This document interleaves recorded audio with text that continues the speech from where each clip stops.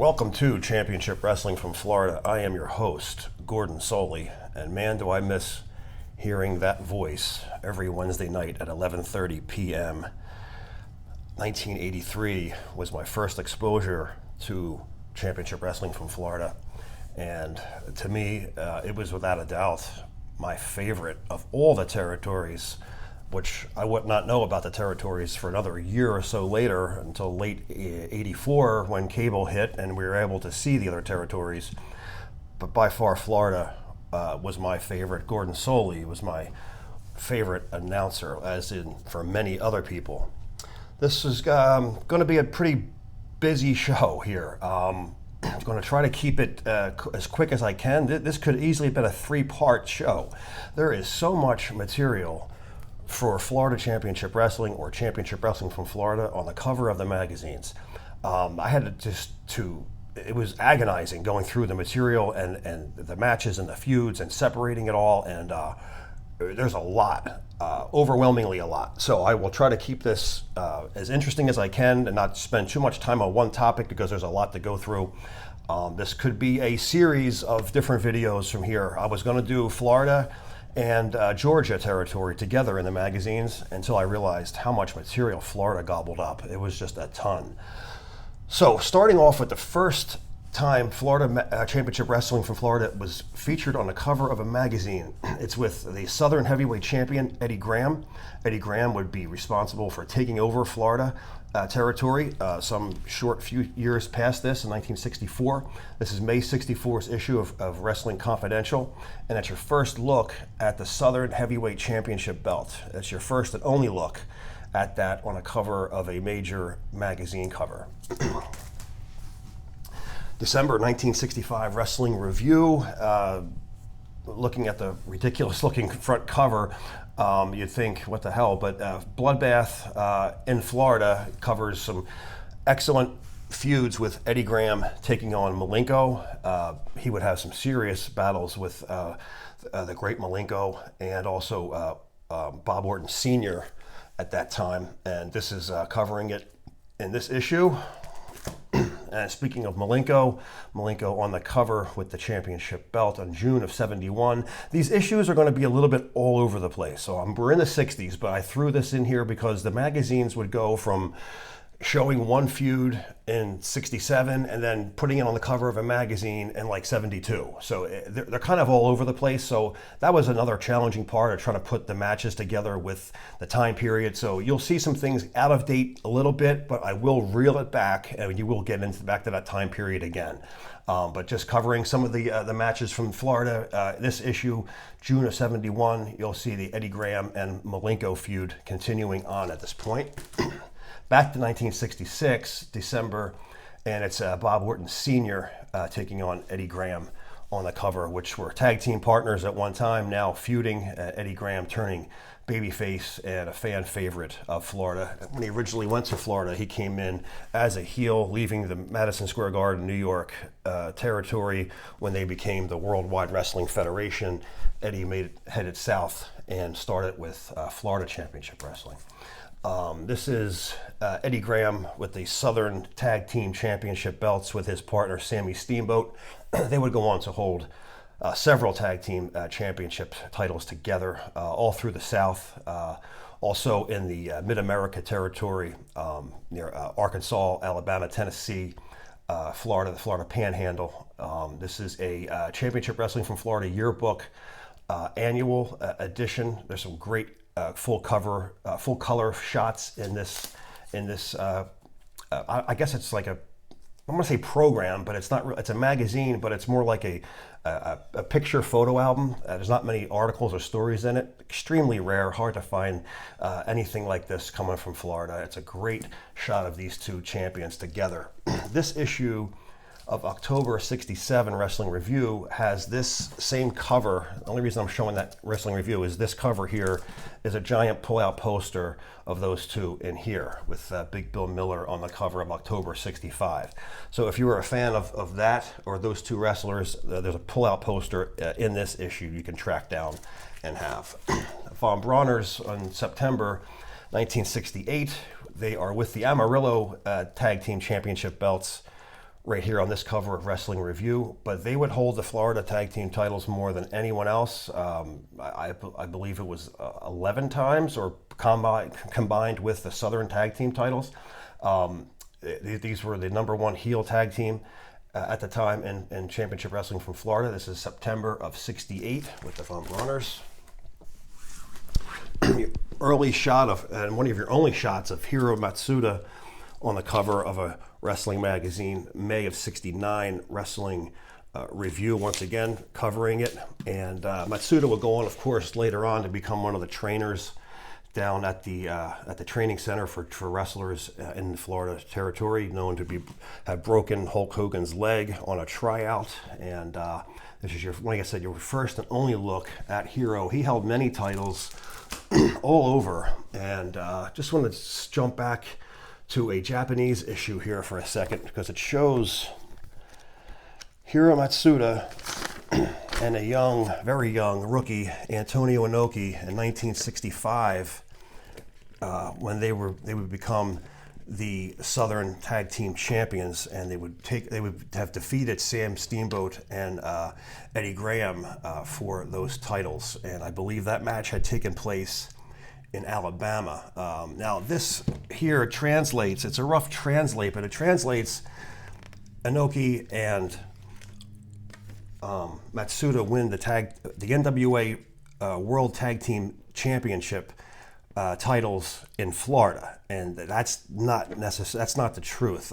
They weren't the NWA Florida Tag Team. They were the Mid-America Southern Tag Team Championships, and they won it it was either Arkansas or somewhere in Tennessee, around the Panhandle area, as where they won those titles after doing some research of finding that. The interesting point is, though, from winning these titles, both Inoki and Matsuda would take the titles back to Japan and form their own company, Tokyo Pro Wrestling, and they would call themselves the World Tag Team Champions, using these tag team belts. Later on, Inoki would defeat Johnny Valentine, and he would be known as the World Heavyweight Champion of Tokyo Pro. That company would last maybe a little under 2 years or so before Inoki would be bouncing back and forth with Baba again before forming New Japan. I'm leaving a lot of history out there just to save some time, but it's a rare shot here of these two, and they won the titles from Steamboat and Graham. One of the future superstars, without a question, I'm sure would have been, was the King Bobby Shane. This is your first look at Bobby Shane on the cover of a magazine. He was somebody I really loved reading about on the magazines. Never got to see him wrestle, and was always drawn my curiosity as a kid. I wanted to know more about him and was wishing he would be on more covers. And it wasn't until later on I found out that he had passed away. But we'll get to that in a second. This is your first look at Bobby Shane. Bobby Shane now is in the Florida territory. He would spend 70 to 75 in the Florida territory, but bouncing in and out a little bit, but his main base would be in the Florida territory. It's another shot of Bobby Shane and his manager on the April of '73's issue of Wrestling Monthly. Once again, Wrestling Monthly, November of 1972. Got a small early shot of Bobby Shane on the bottom. Also Dusty Rhodes, who is now a heel, and he also is making his way to the Florida territory for the first time, just about a year away or so away from there.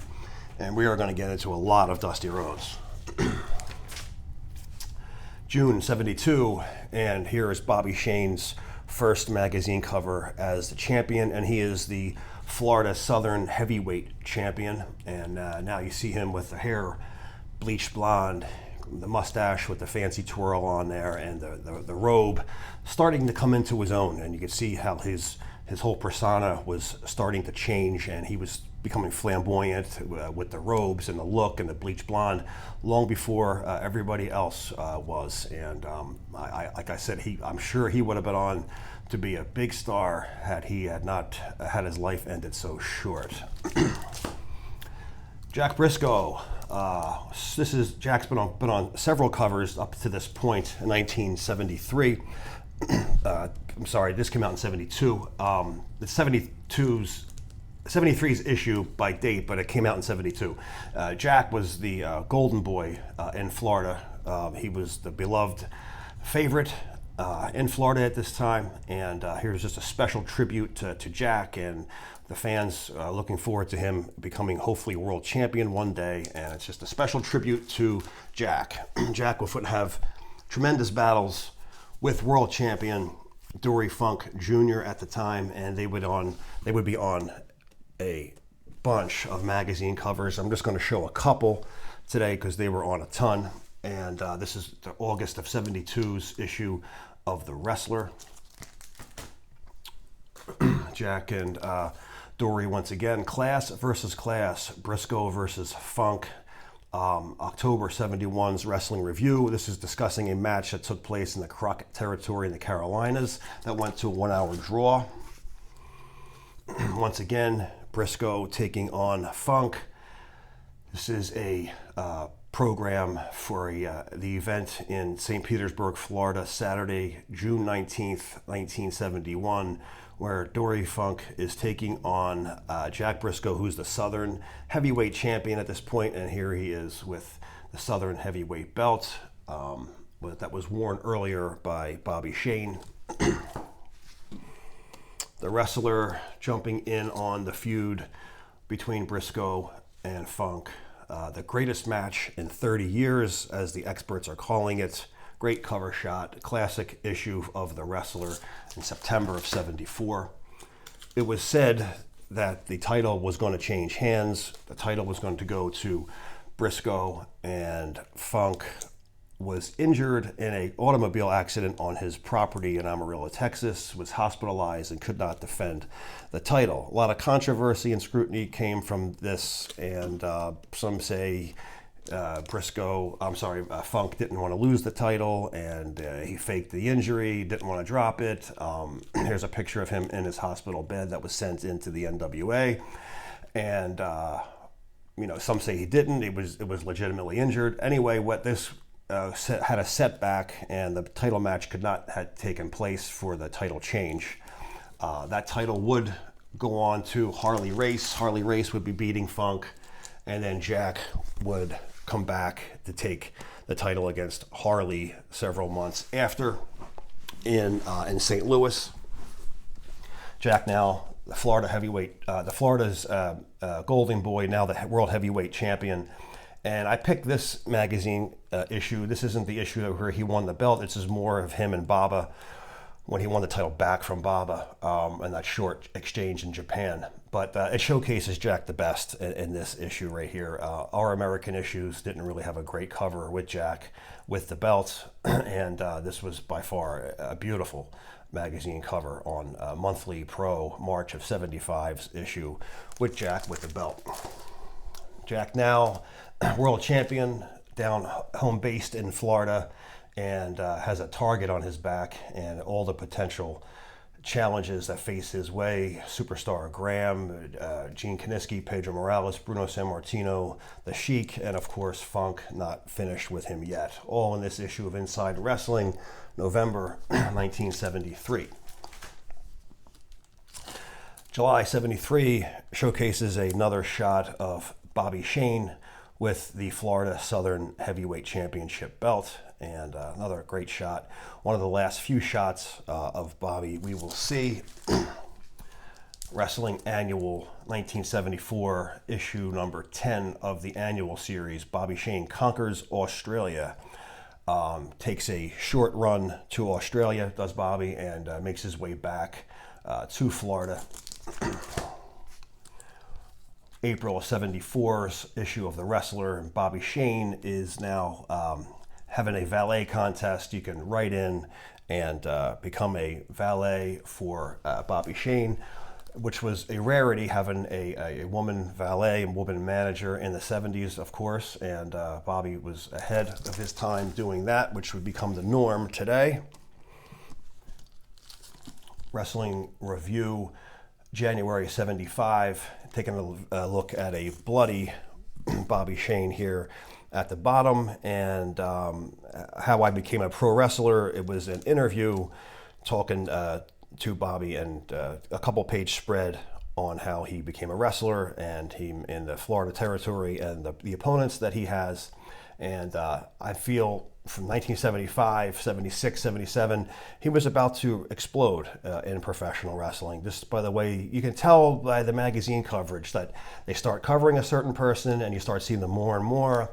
And right around that time, they start exploding, and then they become this big star. They did it for like when Dusty first started, and when Superstar Graham, you'll see a couple of issues here. There's all of a sudden, bang, he's the world champion. He's on every cover. And I just had the same feeling, the same what was going to happen to Bobby. But we'll never know for sure. Buddy Colt, a bloody Buddy Colt, who was also a mainstay in Florida. This is Yearbook 74, issue number 9, and it's going on with the Paul Jones and Buddy Colt feud down in Florida. Paul Jones and Buddy Colt on the cover here, January 75's issue of the Big Book of Wrestling.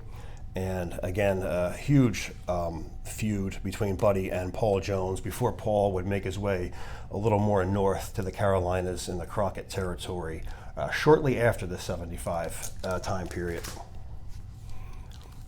The Mongolian Stomper taking on Magnificent Don Morocco. I'm not sure if he was going by Magnificent yet. I know Don Morocco for sure. This is a territory.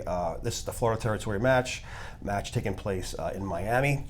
This is June of 75 of Official Wrestling Annual 1975. So if you're looking for this issue, it's under Official Wrestling Annual. The header is different than your other official wrestling annuals. And if any confusion on that, just check out our Official Wrestling magazine video we put out, and it explains all the different issues for official.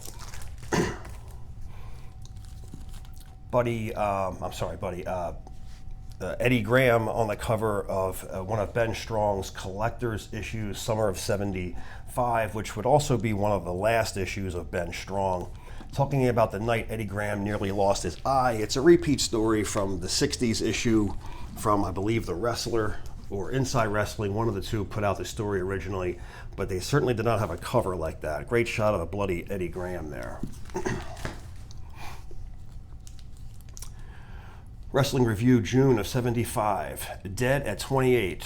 I Remember Bobby Shane by Crybaby Cannon. And this is announcing the death of Bobby Shane in wrestling.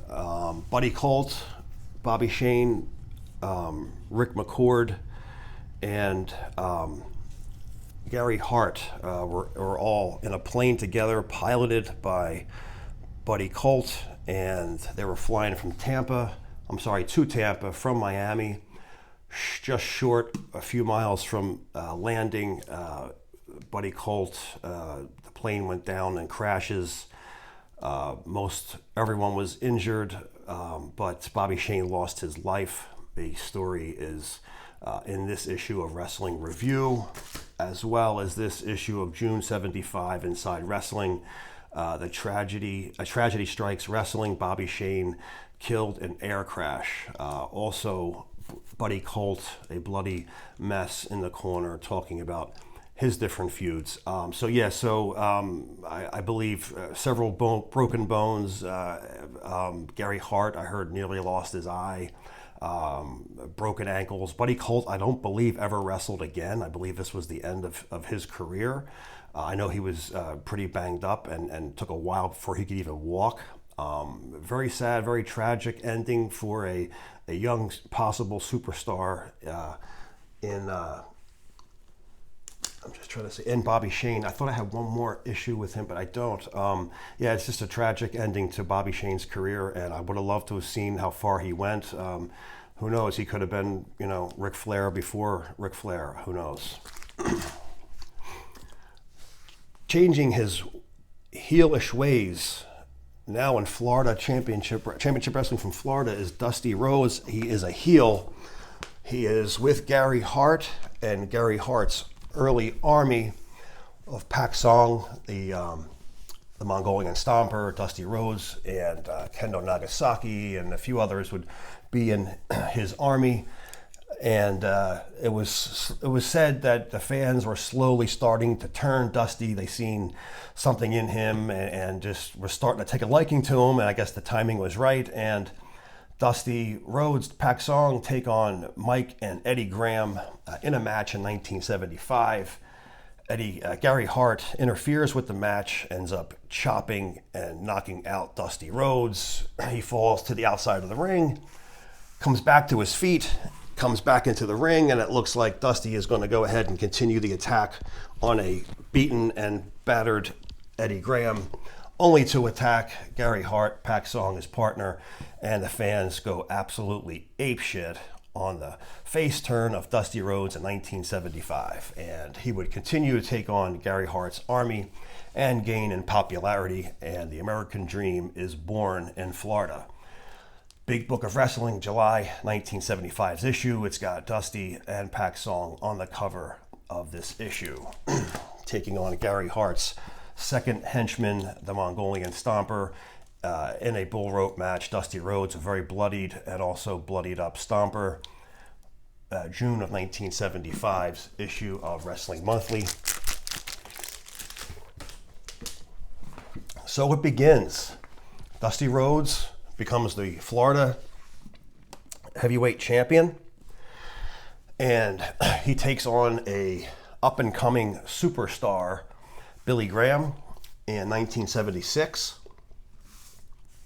And in November of 1976, and Superstar would win the heavyweight championship belt from Florida against Dusty Rhodes in this issue, winter 1977. These two would go on to have a tremendous amount of matches. Here is an early shot of Superstar, my only shot I have of him, which is an original photo with the Florida heavyweight championship belt, and that's how it looked at the time.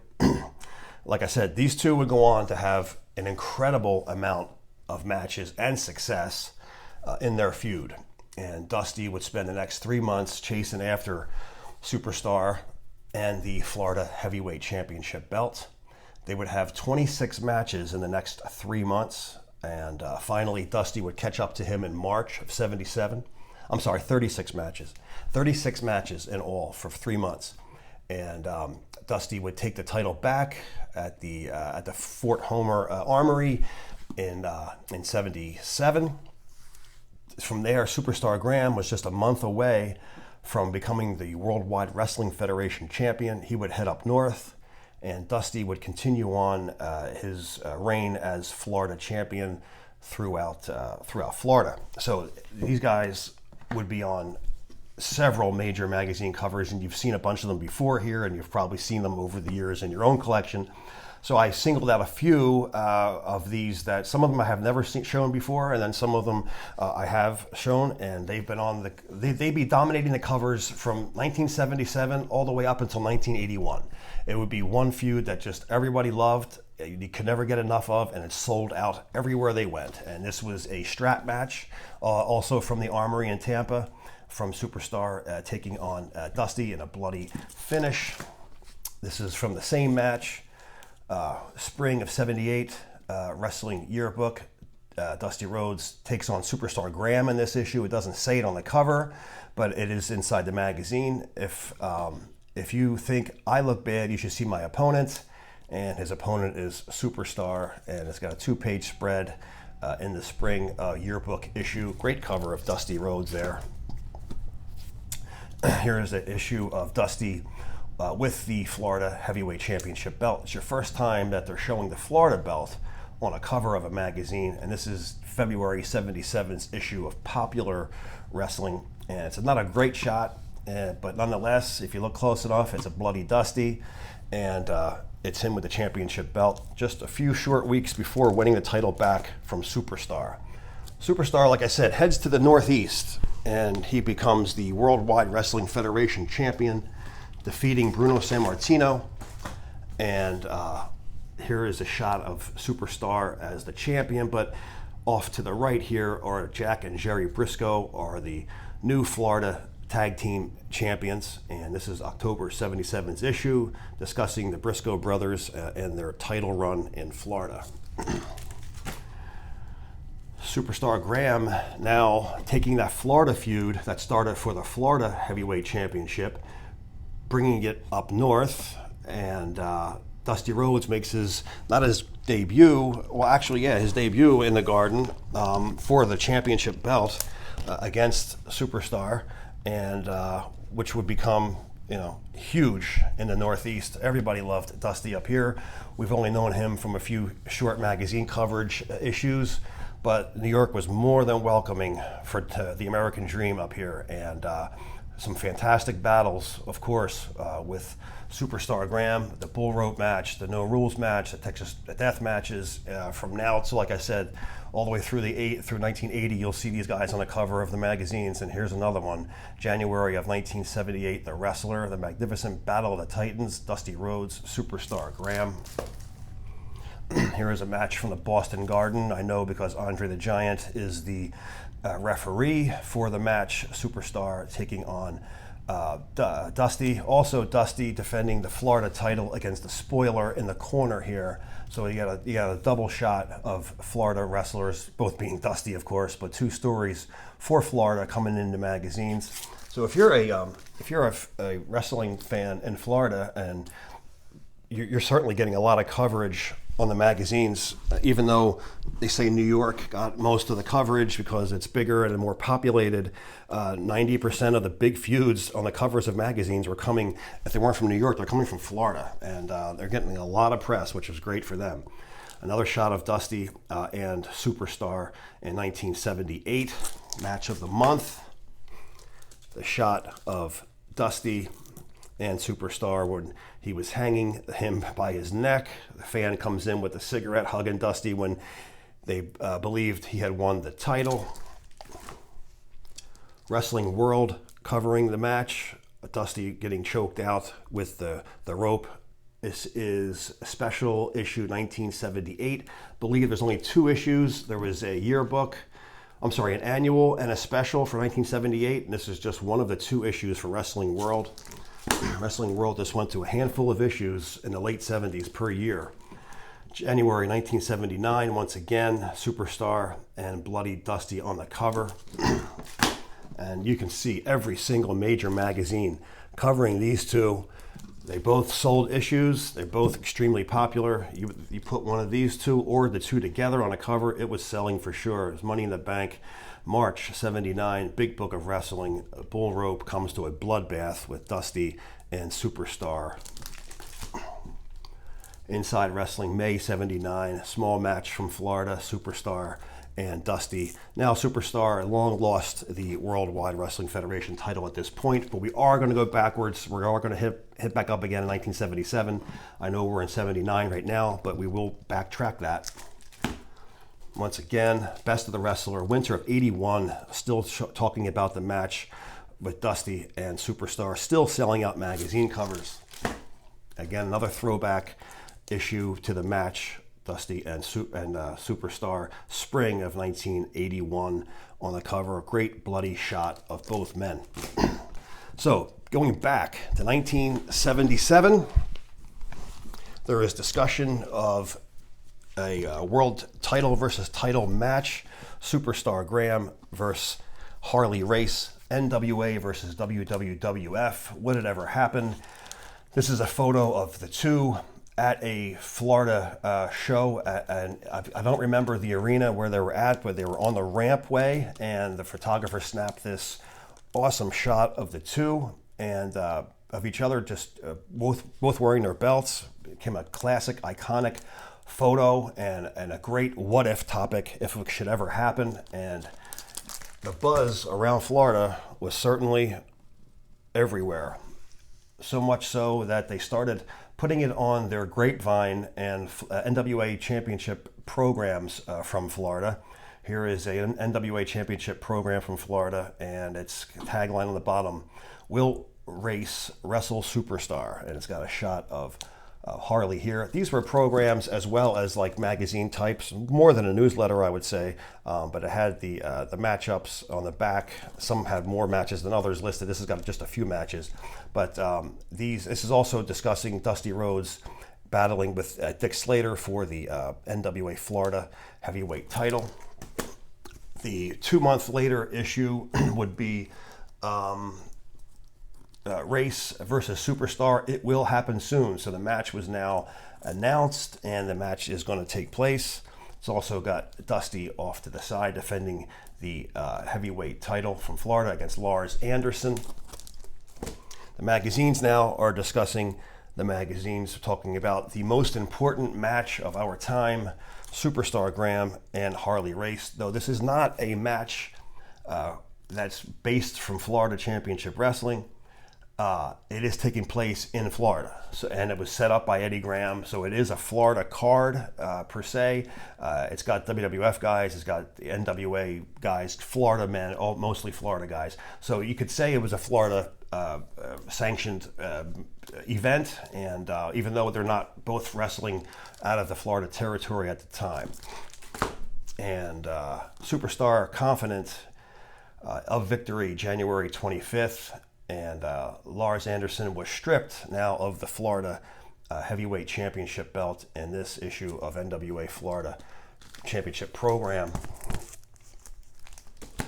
And here is some matchups on the covers of the magazines that would be coming our way, with a bunch of magazines picking up this information. Inside Wrestling's May of '78 issue talking about the Super Bowl of wrestling of the bloodied Superstar Graham. The match would go to a 60-minute time limit, each having one win over each other. Fall of '78 of Sports Review Annual coverage of the match with a chin lock, Superstar applying to Harley Race. Summer of '79's issue of the Annual picking it up of another bloody shot of Superstar Graham and Harley Race. Huge match for our time, as said on the cover. And this is the Japanese coverage in their issue of 1978 USA Championship Wrestling from Gong. And I show this either in the Superstar Graham video or the Harley Race video, the rise of, that I did on both men. The inside photo of these, so if you want to check that, those inside color photos of this match, there's some great photos on those two videos. Check those out. Inside this issue, it's a great hard issue to find from Japan. How do you top something like that, right? It's world title versus world title. It just, the hits kept coming in 1977. Shortly before that match taking place, Kevin Sullivan will be now making his Florida debut. And this is his first cover of a magazine for Kevin Sullivan here, and he would come out as a good guy, and he would be teaming up with Mike Graham. They would win the Florida Tag Team Championships together before Kevin Sullivan would become known as the Kevin Sullivan that we all got to know in the 80s. Kevin Sullivan, before he was partnered with one of his members in the Satanic Panic crew, Bob Roop, was taking on Bob Roop, and here he is on the cover of Wrestling Monthly, March of 1978. Sullivan and Roop taking on each other, and two rare wrestlers that you don't see much of or hear about. It was these issues that were going to the places that the big magazines wouldn't go to. Inside Wrestling and a wrestler wouldn't go to like smaller places in in the Panhandle or somewhere in Alabama or somewhere wherever. They would get overshadowed, and some great matches were taking place elsewhere. And Wrestling Monthly and Wrestling Guide and Complete Wrestling, they would all cover matches from places that no one else would go. Even the mid '70s, the late '70s Wrestling Review would do the same. It became a cheaper magazine. It wasn't what it once was, Wrestling Review, but they made up for it by going to places and covering matches that no other magazine companies did. Dusty Rhodes back in Florida as the heavyweight champion of the world, and here is really your first good look at Dusty on the cover with the Florida Championship belt, and also got the Sheik taking on Bob Backlund. This is November's issue of Gong, 1979.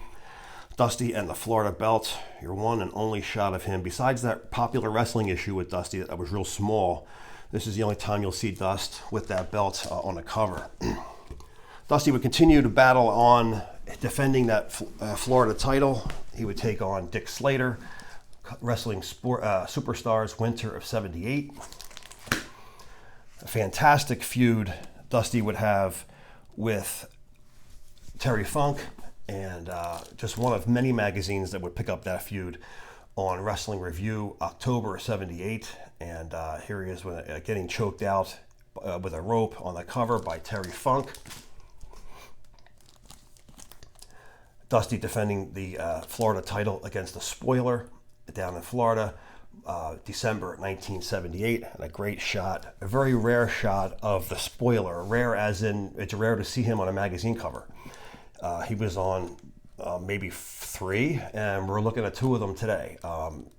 Somebody who, a fantastic wrestler. I was fortunate enough to see him, wrestle live once when I was a kid, and it was totally in love with the guy. This was like '84, and just before he would disappear and wouldn't see him in wrestling anymore. But lucky enough to catch the Spoiler one time live, and in 1978 when he was the man taking on Dusty Rhodes. Dusty Rhodes would win the World's Heavyweight Championship, defeating Harley Race, shocking everybody and bringing home the gold. And would not hold the title for very long, just about a week or so. And he would win this in Florida. I believe it was Miami, Florida. He would lose it back in Tampa, maybe. Don't crucify me if I've got those mixed up.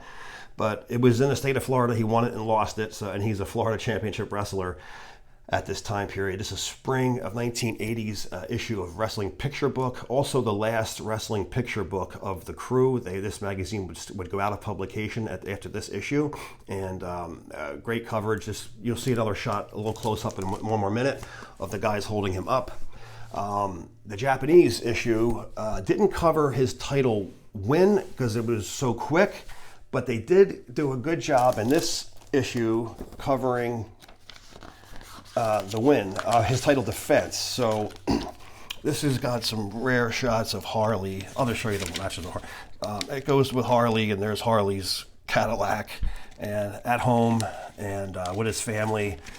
He's here with his dog, his wife, at home, him playing guitar, him playing golf, and some more family photos. But anyway, Dusty would win the world title, and this will be his first title defense. It would take place in Key West.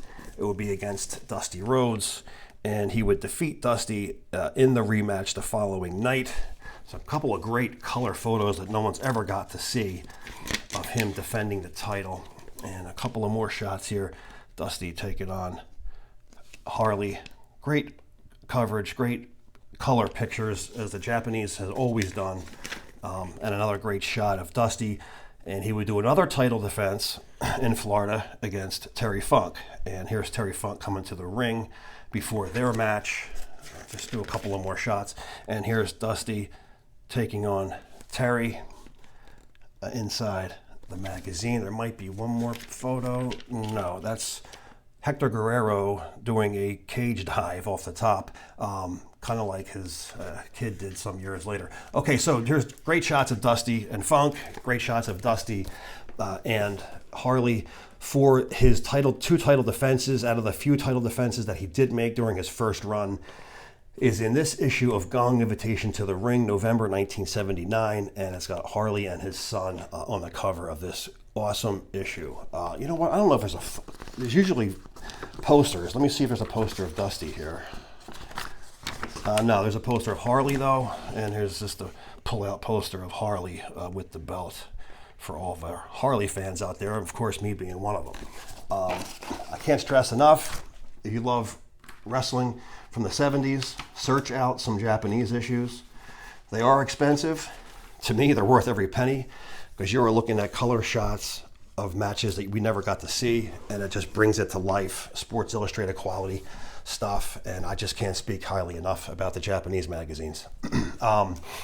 Dusty would lose the title back to Harley rather quickly, a week or so later, and this is the issue covering Harley's title win back from Dusty. But here's Dusty's shot on the Japanese issues of Gong 1979.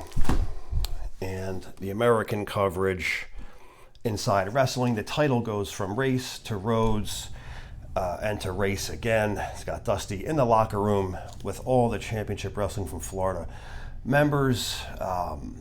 Kern, the Raging Bull, Briscoe in the back. The list goes on of different guys. Here's a shot of Dusty on a body press against Harley up top. December 79's issue covers both win and loss of Dusty's title reign. Dusty would soon get the Florida title back again, and he'd be back on the cover again in a bloody feud from 1978. This is 1979's issue, but the 78 feud would take place against Killer Carl Cox, October of 79's issue of Inside Wrestling. Extremely bloody match with Mark Lewin on the cover of a bull rope match, June 79, with Dusty and Mark Lewin. Your first look at Steve Kern, who could have had an interesting path had things worked differently. Who would have known? Eddie Graham being tight with Vince McMahon Sr. from his days in Capital Wrestling Corporation in the 60s and 50s for the pre-WWF.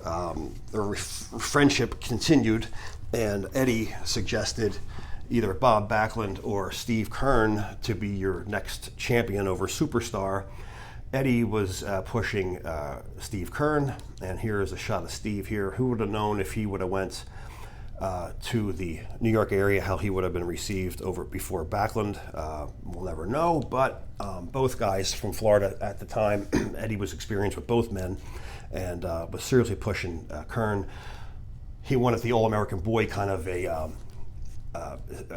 gimmick, I guess if you want to call it that, a gimmick, and it was true to life because Kern's father was a POW, and his father was on the news, and it's a real story, and they could have used that as Backlund, as the All-American Boy that Backlund used. They could have used it for Kern with the military and whatnot for the background, and decided to go with Backlund instead, and Kern would be a mainstay in Florida, and this issue is about him, the Florida heavyweight champion. He would lose, he would get injured and have to give up the Florida title, and it would have a one-night tournament that was held in Florida, and Dusty would win the one-night tournament. And it's in this issue of Wrestling Review.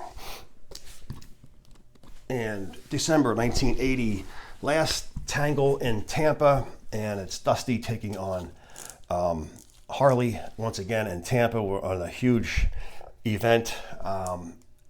Dusty ended up winning, but he didn't win. I'm trying to remember what happened.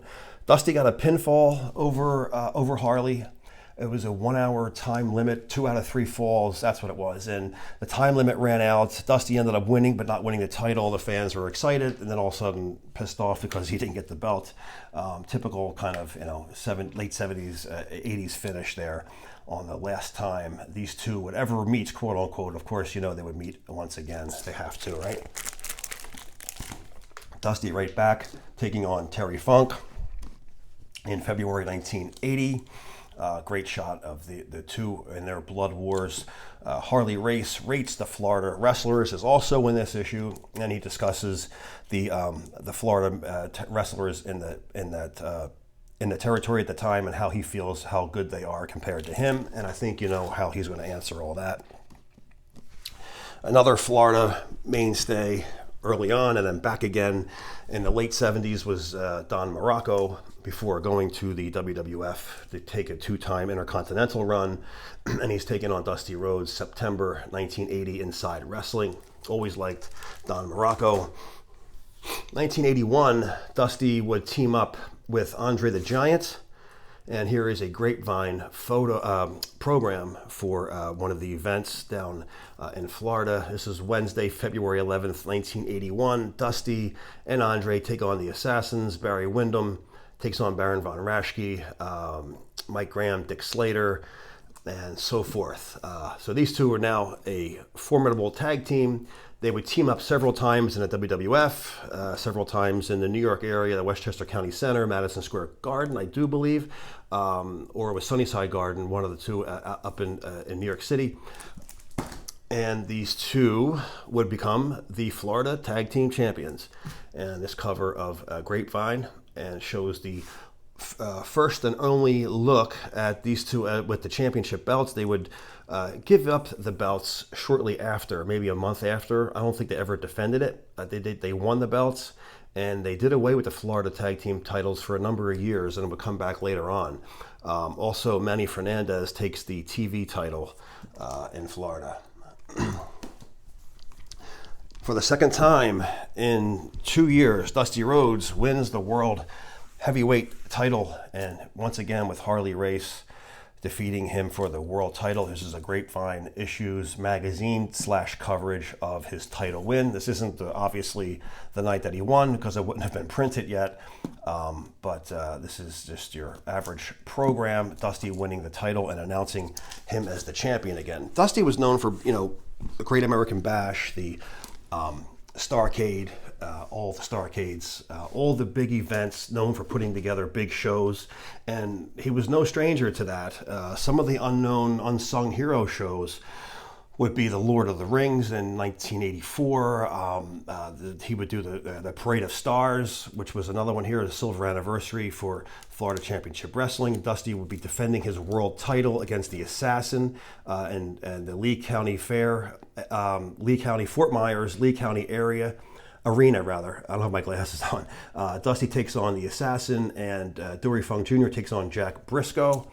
And so this was one of the bigger events that he would put together. Another event was the Super Summer Sizzler Series, another creation of Dusty's. And the ECW would rip that off later on with Terry Funk becoming the champion. And that was the Super Summer Sizzler Spectacular in '93, I want to say that was.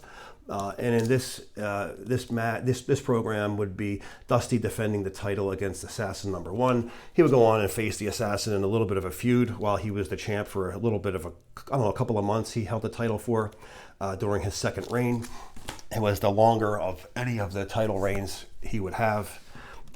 And continuing on now, I believe at this point he would have already lost the title back, and here he is with Harley on the cover, June of '81, and Dusty will go back to being a Florida mainstay, continuing on in Florida.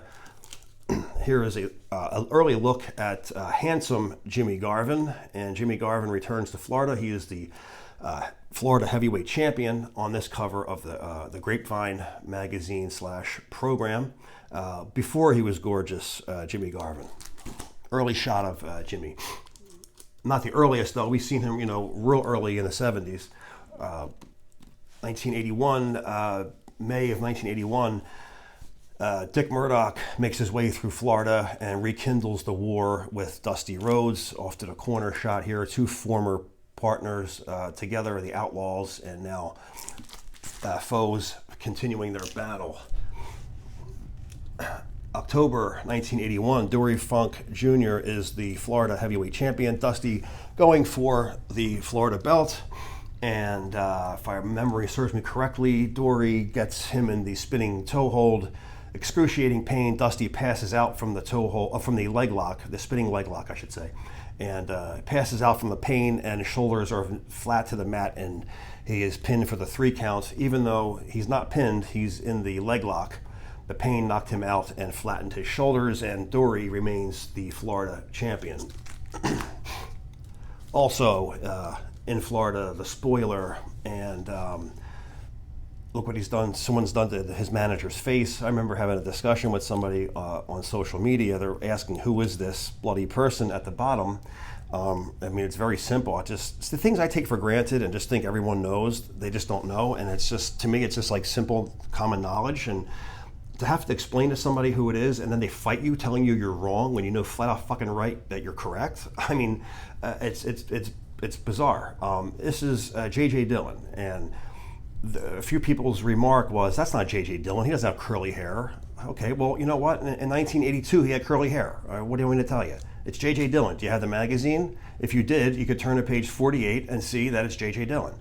So it's J.J. Dillon. But it's amazing how people on social media will stand by their comment and swear it to be the truth when they have zero knowledge of it, and they just make it up in their mind, and it makes it sound very convincing. And somebody who doesn't know any better would agree with it. Well, he sounds pretty convincing in his post, so it must be true. No, it's not true. And that's the danger of social media and spewing bullshit to people, because there's a lot of information that's being spread incorrectly. Hence, one of the reasons I started this channel is to put out some of the correct information. So whenever I see this issue, I think of that stupid argument that I got with that person, and it's J.J. Dillon. David Von Erich makes his heel turn, leaves the Texas territory for the first time, and ventures out and hits the Florida territory, winning the Florida Southern Heavyweight Championship. He is looking to dismantle all the legends in Florida, starting with Mr. Wrestling 2, Sports Review, September of '82. And it's up to Dusty Rhodes to save the day in Florida and to smash some sense into David Von Erich, October '82, the wrestler. Also the feud with Snuka and Backlund, which was one of my favorites in the WWF in '82 as a kid. Dusty taking on Kendo Nagasaki in Florida. Dusty returns to Florida, the tragic comeback that should not have happened. Also, Steve Travis, known in the WWF territory, Muslin, known in the Crockett territory, taking on Blackjack Mulligan when Blackjack was in the WWF run in '82. Ernie Ladd taking on Dusty Rhodes in April of '83 in Florida in a bull rope match. One of the last few matches of Ernie Ladd, and I believe the last time we see Ernie Ladd on the cover of a magazine, who was once dominant in the early '70s. Roddy Piper makes his debut in Championship Wrestling from Florida, and June of 1983, Roddy Piper's Florida's most misunderstood wrestler. Cowboy Ron Bass, known by Outlaw Ron Bass to the few up north when he came to the Northeast, always Cowboy Ron Bass to me, taking on Ric Flair on the cover March 1983 in the Florida territory. Dusty taking on Harley once again, and that classic battle just never seems to go away. Will Dusty fulfill his third time as the American Dream in November of '83? Tommy Rich, Buzz Sawyer. Buzz Sawyer comes to Florida real shortly. Right now he's in a tremendous feud with Wildfire Tommy Rich in the Mid-Atlantic, Atlanta, Georgia territory. But we're talking about Kevin Sullivan here now, totally flipped his lid, and Satan is my manager. Although he has never said devil, never said Satan, never said possessed, never said anything near the devil, yet it's all perception, and that's genius. Become something, let people think it's something else, draw the fine line between it, never cross it, never say it, and let people draw their own perspective of what they think that they're seeing. And you got a good character right there. And Kevin Sullivan was one of the best at it. Great devil worship, if you want to just call it that, because that's what the fans called it. I loved it. I thought it was awesome. I thought it was a great heel turn, and have always people like possessed and crazy. It could have been endless, and it's great stuff. And I know tons of people, especially down south in the Bible Belt area, were pissed off with that. I mean, they did not go for that. Rightfully so. I mean, you don't want to see that kind of shit poisoning kids' minds on television. Satanic Panic was a huge thing. It was a real thing. It was in the music, and then now it's making its way to wrestling. What the fuck's going on? People were like up in arms with the Kevin Sullivan thing. But to his defense, he's never said anything about the devil or Satan. One Man Gang taking on Mike Rotundo on the cover of Ringside Wrestling in a chain match in Florida. One Man Gang about to turn face here shortly, coming from the ICW, the PAFO territory in Memphis, and then about to make his makeover and come back as the One Man Gang with a shaved head shortly after that. Getting a couple of years ahead of myself there, but that was in his future. Ringside Wrestling, Rotundo taking on Abdul the Butcher in Florida. Mike now, I should have said, is the Southern Heavyweight Champion at this point, and making his name for himself throughout Florida and gobbling up the magazine covers. Bob Backlund makes a tour to Florida, and seeing him on Championship Wrestling from Florida TV with the old green belt was a shock. I was not expecting to see that. And Ron Bass calling him out and having a few matches with Bass in the Florida territory while WWF champion. Wyndham slowly rising now in popularity, Blackjack Mulligan Jr. has been dropped. He's on his own as Barry Windham. Didn't like his father's evil ways as Blackjack Mulligan and going up north and becoming a bad guy, and they're always loved in the Carolinas. And Windham separating himself from his father and making a big name for himself. And I feel we as fans were robbed from seeing Barry Windham not become the world champion, at least in 77 or 78. Would have loved to have seen him over Ronnie Garvin take the title. It was much deserved. I know he would get it later on, but the NWA was a shell of itself back when the great Muta had it, when he beat the Muta for it in early 90s. It just wasn't the same anymore. But nonetheless, fantastic feuds that he would have with Ric Flair, starting from 82 all the way up until the early 90s. These two would continue to battle it out. The last match I can think of for the title would be Flair winning the former shell of itself NWA title back at Bash at the Beach on a WCW show. But these two have history, and this is one of the first magazine covers that these two on the cover together. And it's just an iconic magazine to me. I remember the day I bought it off the shelf, and I remember learning about Barry Windham. And then a couple of years later, he'd be a tag team champion in the WWF. Joe LeDuc would be taking on Barry Windham in some blood feuds down in Florida. Joe LeDuc, his brother Paul LeDuc, the LeDuc brothers, were one-time Florida champions and Canadian champions, and double tough Joe LeDuc was always a tough axe-swinging madman. The Lumberjack, the Canadian Lumberjacks, I think their tag team names were back then. I'm going back to the 70s, I believe that was. Now Joe on his own, doing his own thing on the singles in Florida, Championship Wrestling, taking on Barry Windham. That feud would go on and be covered by several magazines. December 1983's issue of Wrestling Main Event. A lot of Florida being covered here, as you can see. It really picks up in the 80s here, especially.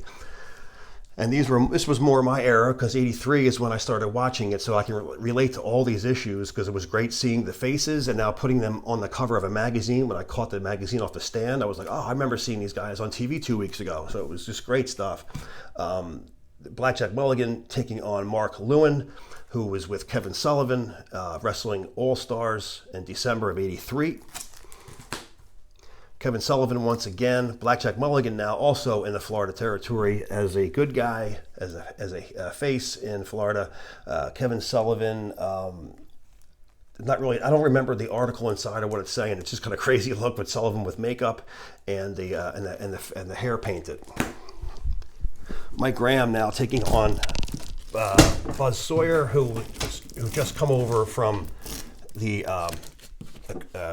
Atlanta territory and feuding with Tommy Rich, is now in Florida and taking on Mike Graham, and he certainly would shed some blood while down in Florida for a good while.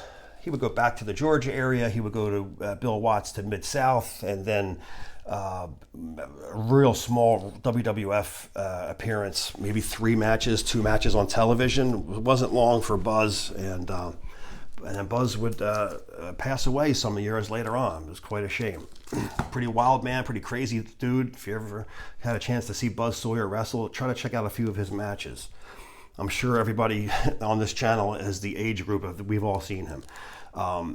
Dusty Rhodes taking on Kevin Sullivan, which would be one of the all-time classic battles in Florida.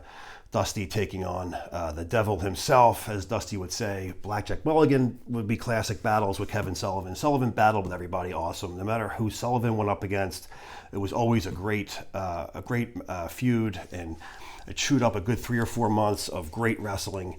And you knew it was always going to be a bloody battle. And for Dusty to be the face, he was always gushing blood and spilling buckets of blood for the fans. And we're loving every minute of Dusty in Florida.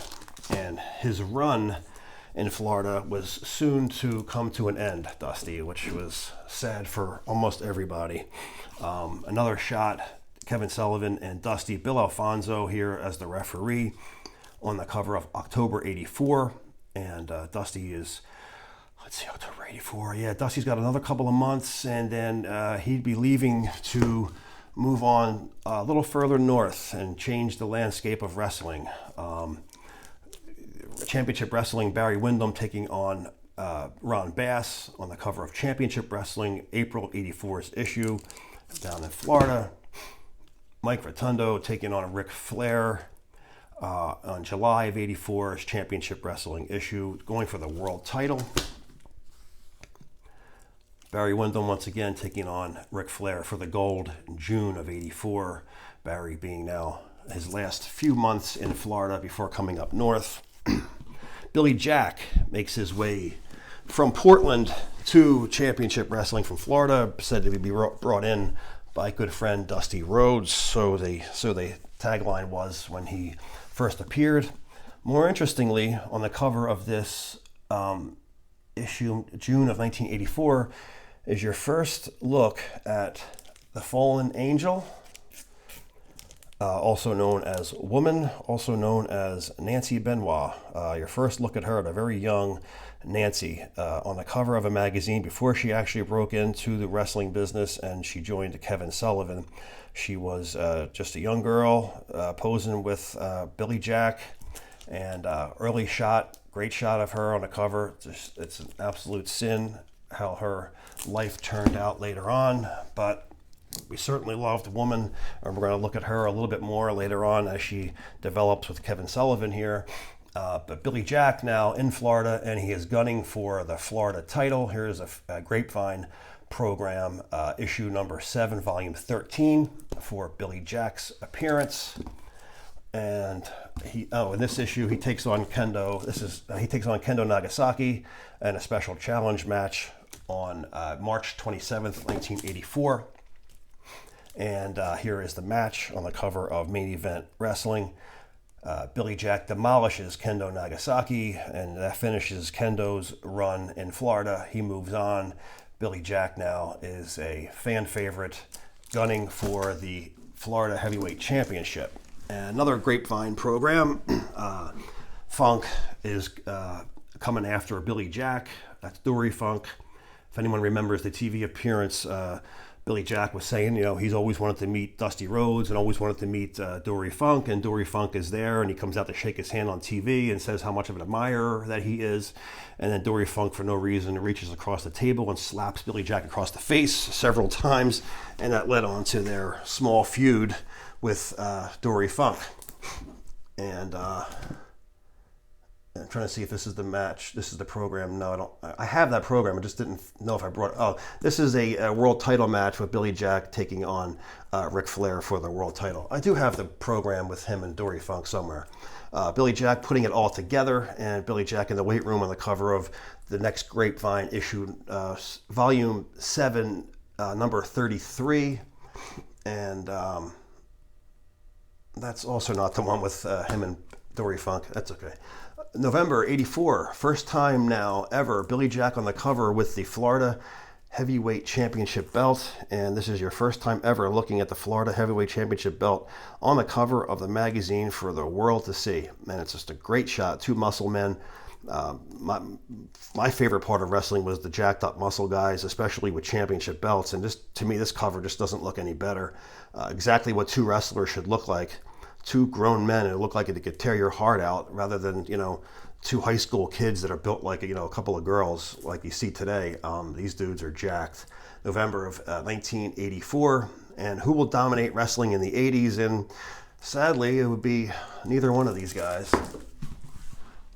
Waiting in the corner, around the corner, would be superstar Billy Graham, leaving the World Wrestling Federation and making his way to the Florida territory and challenging for Billy Jack in his Florida Championship belt. And here's a program, Superstar versus Billy Jack.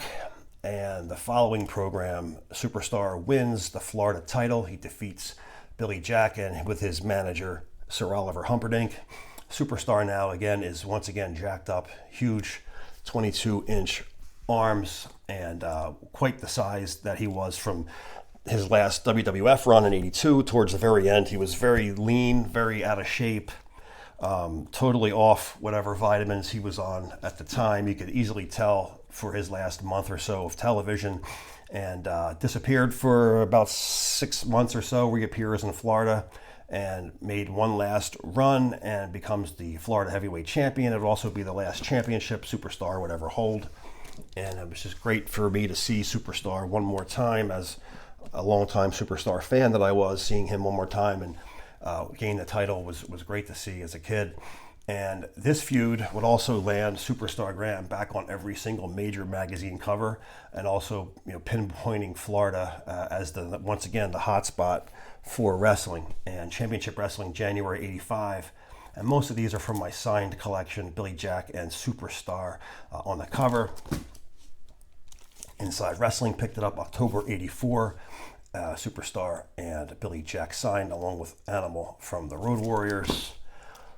November '84, The Wrestler picked it up, signed by Billy Jack and Superstar, both guys. A bloody mess. The $50,000 full Nelson challenge match. January '85's issue of Wrestling Main Event also covers the feud. Superstar Graham and Billy Jack takes Florida by storm. Billy Jack, now arm wrestling challenge with Superstar Graham on the cover of the Grapevine, Volume 7, issue number 24. And this would also be, we talked about Superstar Graham's long run with Dusty Rhodes in the 70s. This would be the last time these two would ever meet. Dusty Rhodes challenging Superstar Billy Graham for the Florida Heavyweight Championship belt. June 12, 1984 would be the last time Superstar Graham would face his old pal Dusty Rhodes in a one-on-one match. Anyway, I think they had a tag team match later on down the road, but that was their last final single match. Dusty Rhodes now appearing on the cover of Inside Wrestling, November '84. Dusty Rhodes, champion of champions and still Lord of the Ring.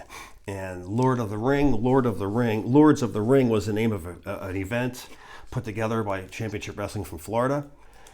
And it was a match for a $15,000 diamond ring, and Flair would take on Dusty, and it would be for that beautiful ring presented to the winner by Eddie Graham at the end, and Dusty would win. And here's your only shot. It was only one of these. There would never be another Lord of the Rings, and mostly because Dusty would be leaving the Florida territory. And when Dusty left, this is Dusty actually walking out to the ring for the Lord of the Rings match. This is what he wore on his way to the ring that night. When he left Florida, he crippled it. He crippled the company.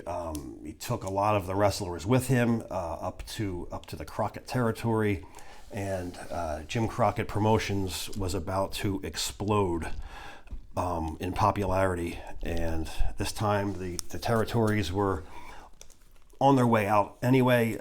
Who knows how much longer it would have survived. They had a huge fan base. I believe it could have survived as long as Memphis did, because Memphis had a huge fan base and they stuck around to the 90s. I believe Florida could have as well. A small fraction came back again later on after it all ended in like '88, but it was never the same. It was more of like an embarrassing attempt than anything else, and the magic was gone. They had a TV program for a short time, but it just wasn't the same. But Dusty's view of him coming out to the ring and the match in Wrestling '85 spring issue that would be the last issue. That would be the last time they would face each other while he was a Florida Championship Wrestling competitor. On the cover of Grapevine now is the look Nancy, who is now the Falling Angel with Kevin Sullivan. And the Purple Haze has also returned to the territory, who is Mark Lewin.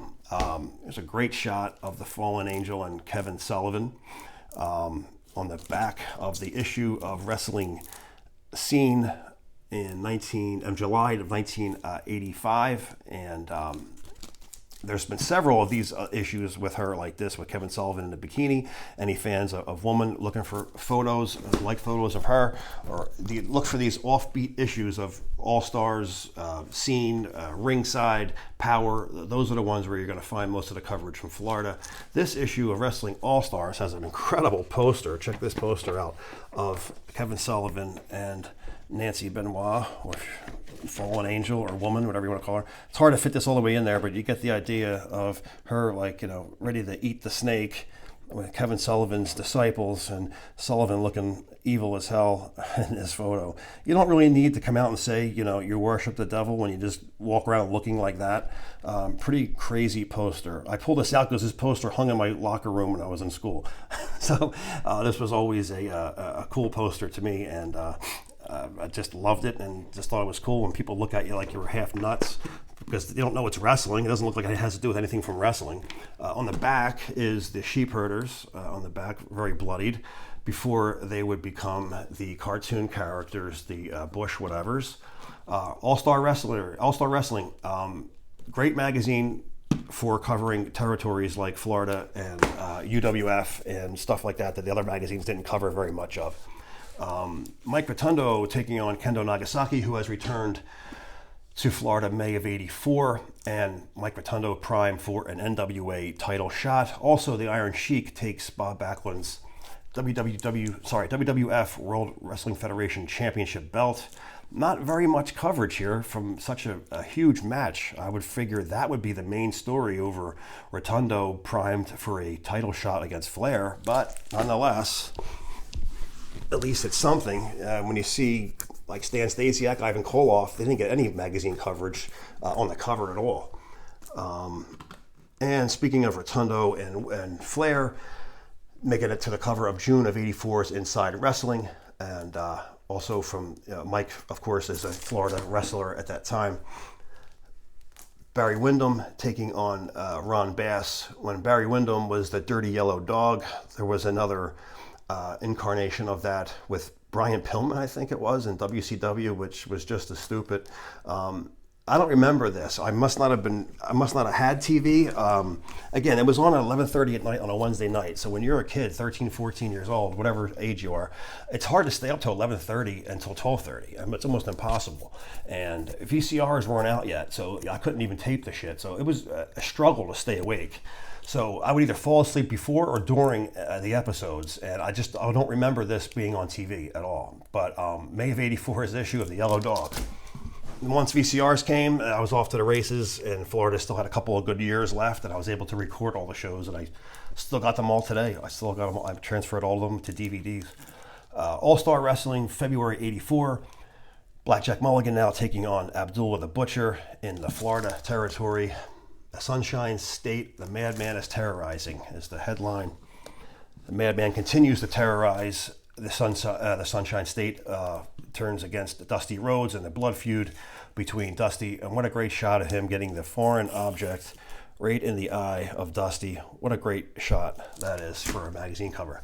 Barry Windham continuing to be the class of the Florida territory and battling Ric Flair for the gold, and saying no more Yellow Dog. Ric Flair is taking on Barry Windham for the title. Kevin Sullivan now turns against superstar Billy Graham. I remember that TV show part. Sullivan slapping a woman on TV, I mean hard, whether it was staged or fake, I'm sure it was. Whether or not it was, the woman took a shot. I mean, he blasted her on TV. Back then, before, getting away with something like that today, forget about it. Laying your hand on a woman on TV, and rightfully so. But Superstar wasn't having any part of it, and turned on Sullivan, stopping him from beating up and slapping the woman, and caused a feud between Superstar and Sullivan. And that would go on for several months in Florida, which is another fantastic feud that sparked by Kevin Sullivan.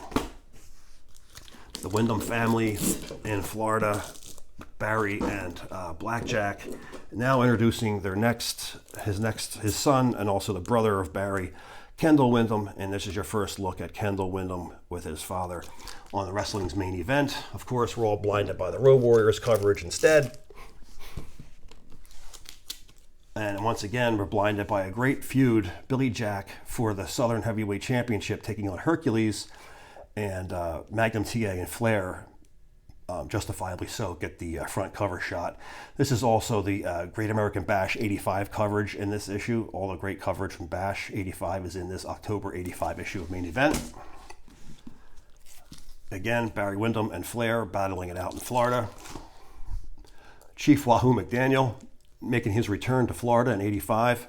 Him and Billy Jack would take on I forget who they beat for the National Tag Team Championships, and they would lose those belts in Starrcade '85, but they would win them down in Florida together. Short-lived title reign for Wahoo and Billy Jack. Wahoo would continue battling against Abdullah the Butcher for several months in there, and also Puerto Rico. Wahoo challenging Ric Flair in Battle of the Belts 1 in '85, and this made the front cover from Battle of the Belts. Another great Florida promotion, big event. And January '85's issue will cover most of Battle of the Belts issue in this. Barry Windham makes a run to the WWF and become tag team champions. This issue of Wrestling '86 says, the man who said no to the WWF, I forget what the article is, I haven't read it in years, but he goes back to Florida and continues on down there with his brother and his father. April of '86, Barry Windham, at a crossroads in his career. He's back in Florida with his brother Kendall. Information is in that issue of them two teaming up. June of '86, Flair and Windham once again. I mean, you can see Windham is really being primed and pushed. He's getting the magazine coverage. He's getting the big title matches. And in a couple of years or so, he was just primed to be getting that big title break. I was almost positive it was going to happen and just never did. Making his return to Florida in 1986, superstar Billy Graham, and bringing back all the color he once donned in the 70s is now back, and making his last final run through a couple of small territories before his retirement. And this is a cover of the Grapevine magazine program, and he would take on Kevin Sullivan, Kevin Sullivan's group was Bob Roop, Luna Vachon, Mark Lewin, which was the Purple Haze, and a couple others. Here he is against the Purple Haze, or Mark Lewin, on the cover of Championship Wrestling November '86. And this is your last good, bloody, in-action shot of Superstar Graham on the cover of a magazine. Sad to say his career would be ending in a couple of short years, heading to the WWF, and calling it quits shortly after. New uprising star about to be made. Lex Luger comes to Florida and takes on Wahoo McDaniel. He would take on Wahoo and win the Southern Heavyweight Championship in his rookie year. Here's a shot of Lex on the cover with the Southern Championship belt, main event, September 1986. Here's a program with Luger as the Southern Heavyweight Champion. Also, Windham and Rotundo become the Florida Tag Team Champions, or the Southern Tag Team Champions, and Windham taking on Ric Flair on this. Rotundo challenging for Luger's Southern Heavyweight Championship. Steel cage match, Kendall Windham, Bob Roop. Ricky Santana takes on Cowboy Ron Bass. One of your last few grapevines printed by Florida, soon to be coming to an end shortly. August of '87's issue of Luger taking on Bloodied Wahoo. Wrestling Action, Wahoo taking on Luger. Again, great bloody shot, blood pouring down the arms of Luger's title win from the title of the Southern Championship. Wrestling '87, Luger taking his first full cover on a major Stanley Weston magazine, and this is a summer's issue of '87 of a jacked up Lex Luger. Luger getting his Florida, defending his Southern Championship against, and going for the NWA World title against Ric Flair, and October of '86 Inside Wrestling. And this is first real good shot of Luger and Flair. That match, their feud would go on for a number of years and travel up through 1990 or so before he would become the next heavyweight champion of the world. Once again, February '87, early feuds when Luger was in Florida against Flair. Most of the magazines are hitting that feud, as well as the mid-card slaughterhouse matches of Wahoo and Abdullah the Butcher in Florida. Are the Vampires taking over wrestling? And another bloody shot, only to come to find out after this issue, most of the blood would be completely stopped. You wouldn't see much more after that. December 87, again with Wyndham and Ric Flair for the world title. 87, Dusty Rhodes comes back through Florida and takes on Kevin Sullivan. And right around now, Florida is just about finished and is going to be merging with Jim Crockett Promotions, and the company would soon be ending, sad to say. Pro Wrestling Power, March of 87 with the Wyndham brothers in Florida. Also, another shot of Nancy and Kevin Sullivan on the back of the magazine. Great shot of both of those two smiling and looking normal, not so much like the devil worshippers that they were supposed to be, right? Once again, Wyndham and Flair. Like I said, I mean, Wyndham was getting the push. He was heading to be the man. This is January 1988 issue, and this one was out of order. Ron Bass and Wyndham on the cover from one of their matches early on, a year before that other last issue we just looked at in 87. And ending the final issue, Abdullah the Butcher taking on Blackjack Mulligan in a very bloodied and beaten Blackjack Mulligan in Florida Championship Wrestling. So this, I think, was the longest video I've ever done. This could have been done in 3 parts because there was so much material to cover for Florida. It was unbelievable. This may be a continuation of territories that we're going to cover for the magazines. I'm thinking about doing one for Georgia, possibly next. There's a lot of material, a lot of great feuds from Georgia, but this was a look back at, without a doubt, my favorite territory, Florida Championship Wrestling, the greatest announcer, Gordon Soley. Eddie Graham brought us some fantastic matches. Dusty Rhodes brought us some awesome feuds, and the memories are with us forever. And here we are in 2023, still talking about it, still giving praise to something that's been gone for a very, very long time. But in our hearts, it will certainly live on forever. And I will see you guys on the next.